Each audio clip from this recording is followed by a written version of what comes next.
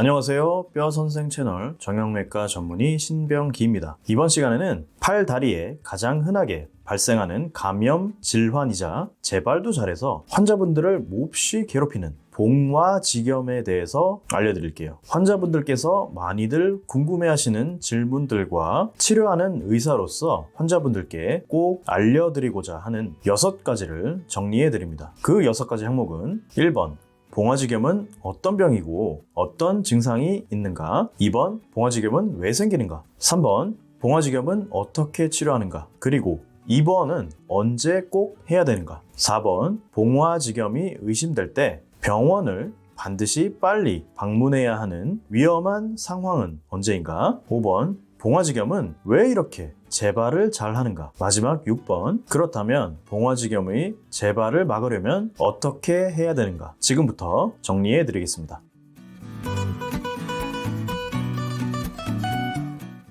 자, 첫 번째 항목이죠. 봉화지겸은 어떤 병이고 어떤 증상이 있을까요? 봉화지겸은 피부와 피하 지방층 같은 피부 바로 아래 조직으로 세균이 들어가고 그 세균이 급격히 퍼지면서 발생하는 질환입니다. 주로 다리, 그 중에서도 종아리, 정강이 부위에서 가장 흔하게 발생해요. 봉화지겸이 발생한 부위는 일단 그 피부가 빨갛게 달아올라 있고요. 동시에 부어 있을 때가 많습니다. 그 부위를 만져보면 아주 뜨끈뜨끈해요. 보통 반대편 다리와 비교해서 만져보시면 그 온도의 차이를 확실히 느낄 수 있습니다. 빨갛게 붓고 아픈 부위를 손으로 눌러보면 바로 통증이 느껴지죠. 약 절반 정도의 환자분들은 몸 전신에서 열이 나기도 합니다. 두 번째 항목입니다. 봉화지겸은 왜 생길까요? 간단히 이야기해서 피부를 통해 균이 들어가서 발생한다고 보시면 돼요. 물론 피부에 딱 보이는 상처가 있으시고 그 상처를 통해 균이 침투해서 발생하는 환자분들이 많습니다. 발의 위생이 안 좋으신 분들, 예를 들어 무좀이 있으면서 그 부위를 자주 긁게 되어 미세한 상처가 자주 발생하는 분들에게도 봉화지겸은 흔하게 발생합니다.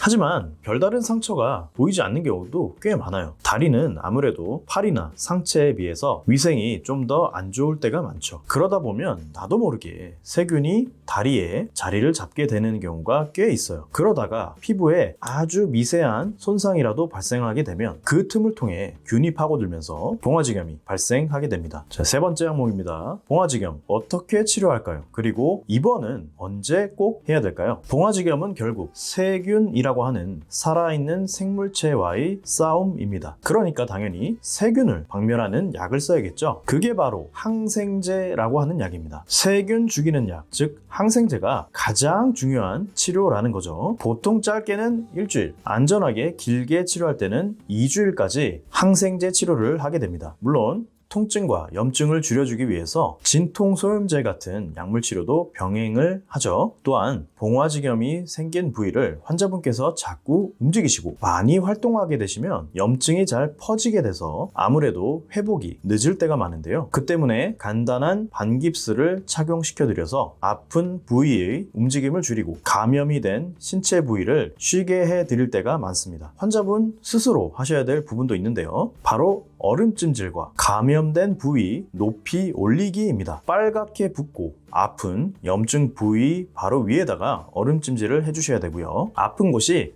내 심장보다 높아지도록 다리나 팔을 올려놓고 계셔야 돼요. 봉화지겸 환자분께서 증상이 심하신 경우에는 입원 치료를 권유드려야 됩니다. 이유는 먹는 항생제의 약효만으로는 세균이 잡히지 않을 가능성이 있기 때문이에요. 따라서 입원하셔서 혈관에 주사로 맞는 항생제 치료를 통해 강력하게 균을 잡아야 할 필요성이 있습니다. 하지만 실제 봉화지겸 치료를 해드리다 보면 입원 치료를 권유드려도 사실상 입원하지 못하시는 분들도 참 많습니다. 왜냐? 이 봉화지겸 환자분들 중 다수가 아직 젊고 한참 일하시는 도중에 갑자기 이 봉화지겸을 진단받기 때문에 사정상 입원이 어려우실 때가 많다는 거죠. 하지만 그렇다 하더라도 반드시 입원이 필요하신 분들이 있습니다. 어떤 분들이냐? 전신에서 고열이 나면서 피검사 결과에서 각종 염증 수치가 비정상적으로 높아지신 분들의 경우에는 아무리 바쁜 바쁘시다 하더라도 입원하셔서 주사 치료를 받으시는 것이 훨씬 안전하다고 보셔야 됩니다. 자, 네 번째 항목입니다. 봉화지겸이 의심될 때 병원을 반드시 빨리 방문해야 되는 위급한 상황은 언제일까요? 사실 만약 봉화지겸만 단독으로 있다면 적절한 치료를 잘 받으시면 큰 위험성이나 후유증 없이 잘 회복하실 때가 대부분입니다. 하지만 어떤 경우에는 처음엔 단순한 봉화지겸처럼 보이지만 굉장히 위험한 상황까지 갈 수 있고, 따라서 지체 없이 병원으로 가셔서 빠른 수술적 치료까지 필요로 하는 경우가 있습니다. 바로 괴사성 근막염 이라고 하는 질병이 발생했을 때인데요. 이 병은 세균이 피하 조직보다 더 깊이 들어가다가 근육의 껍데기인 근막에 올라타면서 마치 세균이 고속도로에 올라탄 것 마냥 급격히 균이 넓게 퍼지면서 발생합니다. 순식간에 다리 전체에 균이 가득 차게 되면서 몸 전체 컨디션이 급격히 떨어지고 생명까지도 위험할 수 있는 아주 위험한 감염병인데요. 그럼 환자분 본인께서는 어떤 경우에 이 괴사성 근막염을 의심해 봐야 될까요? 잘 들으셔야 됩니다. 처음엔 다리 어느 한 군데만 빨개지며 붓고 아팠는데 갑자기 몇 시간 안으로 혹은 하루 이틀 내로 아픈 부위가 다리 전체로 너무 빨리 퍼진다면 이는 지체 없이 병원에 빨리 가셔야만 되는 상황입니다. 즉, 염증이 번지는 속도가 너무 빠르다면 괴사성 근막염을 의심해 봐야 되고 매우 위험할 수 있다는 거죠. 이 외에도 몸 전체에 고열이 나면서 봉화지겸 증상이 있을 경우엔 병원을 빨리 방문해 보셔야 돼요. 고열이라는 것 자체가 몸의 염증이 위험한 수준까지 올라왔을 가능성을 시사하기 때문이에요. 또한 환자분께서 항암 치료 등으로 면역력이 매우 떨어진 상태이시거나 심한 당뇨가 있는 경우에도 봉화지겸 증상은 절대 가볍게 보지 마시고 반드시 병원에 빨리 방문해 보셔야 됩니다. 다섯 번째입니다. 봉화지겸 왜 이렇게 재발을 잘 할까요?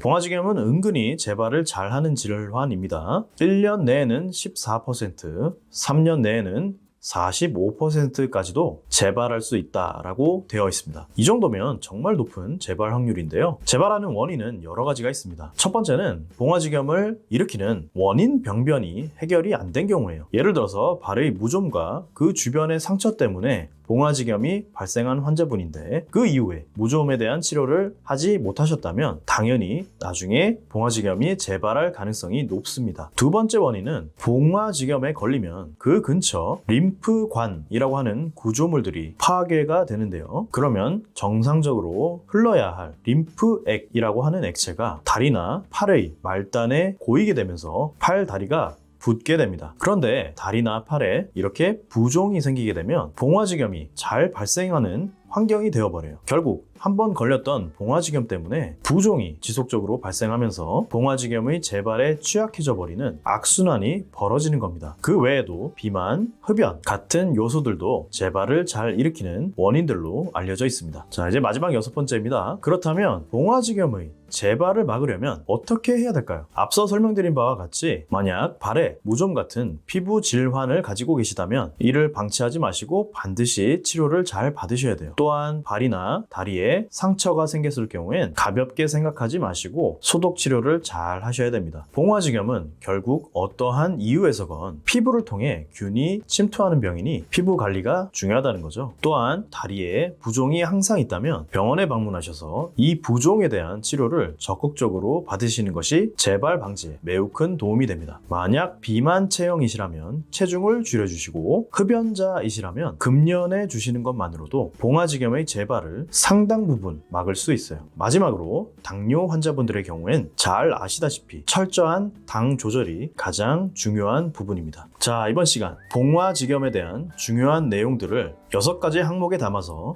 정리해 보았고요. 봉화지겸으로 고생하시는 환자분들께 도움이 되셨으면 좋겠습니다. 지금까지 뼈선생 채널이었습니다. 모두 건강하시고요. 감사합니다.